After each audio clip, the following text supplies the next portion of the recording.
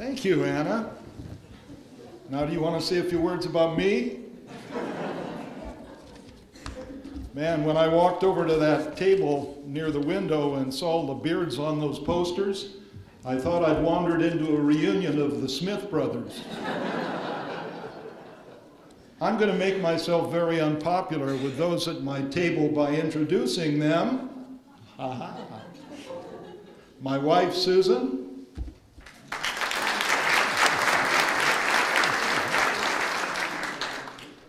From Easton, Maryland, my elder son, Charlie, and his wife, Pam.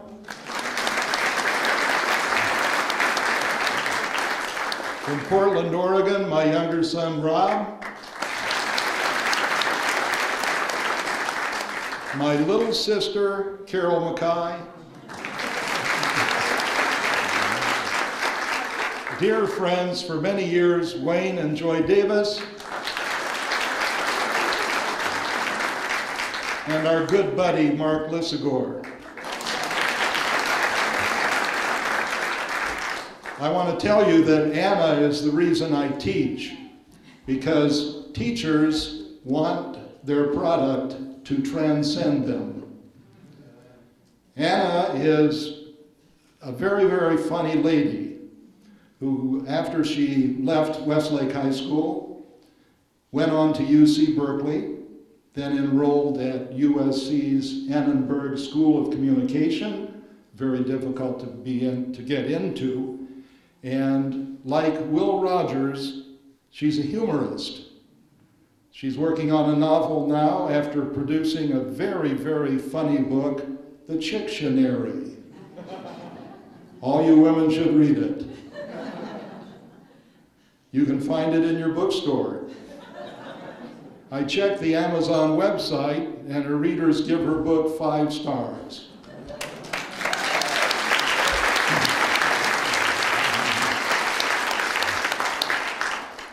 Well, after 36 years of teaching, it's nice to be in front of a group who appear to be wide awake and don't have zits.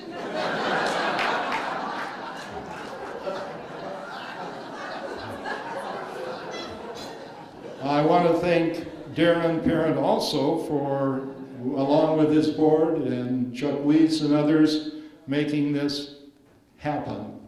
It's great to have a Hall of Fame for teachers, and they put in a lot of hard work to make the evening happen. I'm honored to be here tonight in the company of Keith, Larry, and Tom, and I sure wish that Steve could have been here with us. Tom and I, by the way, go way back to the late 1960s when he was department chair at Rio Mesa and I was department chair at Thousand Oaks, and we both served on the district curriculum committee. You remember that, Tom? I'm not like Larry Jones, who wanted to be a teacher all of his life. I have to confess that I never intended at all to become a teacher. I always wanted to be a journalist. So when I left college, I got a job as a reporter on the Oxnard Press Courier. You remember the Press Courier? I had nothing to do with its demise. One day my sweet mother took me aside and told me she knew I was a pretty good reporter, but she'd be very, very proud of me if I became a teacher. Teaching, she said, is a more noble profession than writing newspaper articles.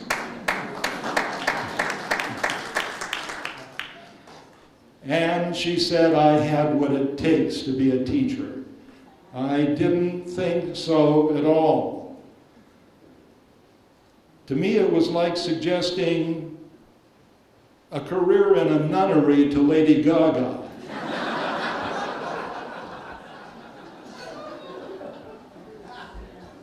I felt that my perceptive mother saw something in me that I did not see in myself. And so off to college I went again. And I fell in love with teaching from the start. I thrived on the creativity, involved in making learning interesting and challenging, and I enjoyed the fun of repartee and interactions with my students. And I still feel that enthusiasm, so I'm going to look back at some of my memorable students, in addition to Anna. Train your eyes on Brian Fitzgerald because he's about to choke. World champion track star Marion Jones was one of my counselees at Thousand Oaks High. Yeah, hold your ears, Brian. In the early 90s, and she saw a lot of me because I was the head timer at track meets, and she always came in first. And when Marion was playing basketball, there I was announcing the basketball games. You're going to have to deal with it, Brian.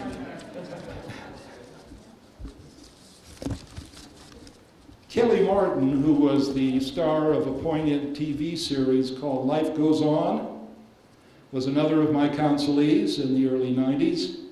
Kelly didn't attend school as Marion did. She took that off campus.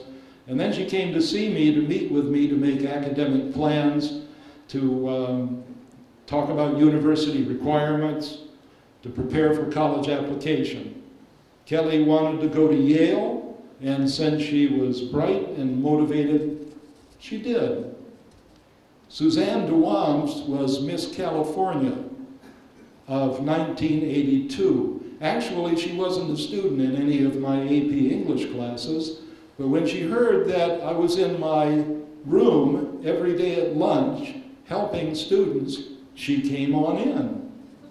Now it's interesting because soon a substantial number of the male population on campus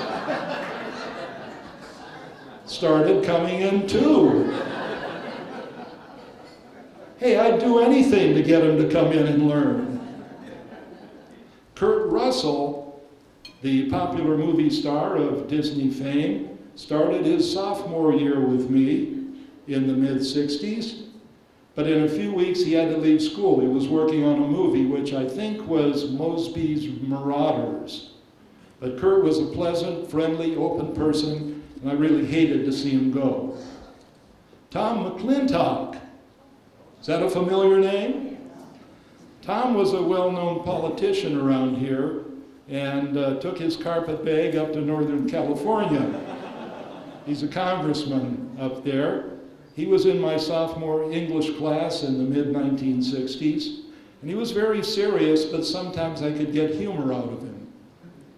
We were in a poetry unit, and I was teaching tone color. That's the evocative ability of the sounds of letters to create impressions other than the words imply.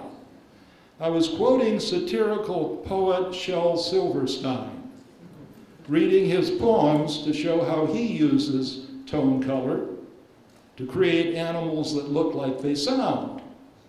My classes particularly liked his poem about the quick digesting sneet.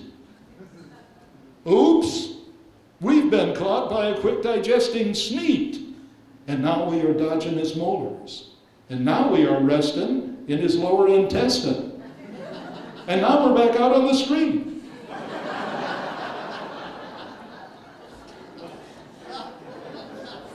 Oh, some people get it a little later. The assignment I made was to use tone color to create new words and animals that look like they sound. And here's what Tom wrote about a sad-looking creature he called the frump. And it says right here, Tom McClintock, English 2H, January 4. And then he didn't put the year. That's a few points off his score here. How's it going, little frump? How's life been treating you? To sit there useless on your rump, is that all you can do? How's it going, little frump? It can't be all that bad. Many times the world you'll bump. Don't let it make you sad. Hey, little frump, you know all this? Then why the look of dejection? 10 to 1, it simply is a touch of indigestion. One of my more memorable students was a guy named Mike Richards, Kramer on the Seinfeld show. And you might understand that maybe he was a little eccentric, very vocal, and a class clown. We were working on hyperbole. I read to the class a Paul Bunyan tall tale as an example and instructed them to create a character and tell a story about him or her using hyperbole. Then I picked the best tall tales, read them to the class, and they voted for the tallest tales in a lie-off. Kramer was one of our finalists in period 3. I'm going to read only the first paragraph that he wrote because I really am out of time. This is about Big Beulah. Big Beulah was very, very big. When she stood in one place, her butt was in 2 counties. Sounds like him, doesn't it? The Los Angeles Rams wanted to hire Beulah for a position on the team, the front line.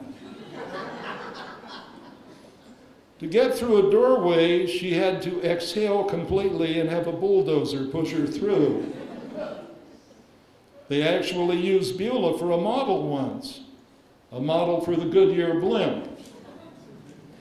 Years ago, Beulah gave up trying to be slim. She quit Weight Watchers and organized a new group called Weighty Waddlers. That's it. Thanks for being here and keep on learning.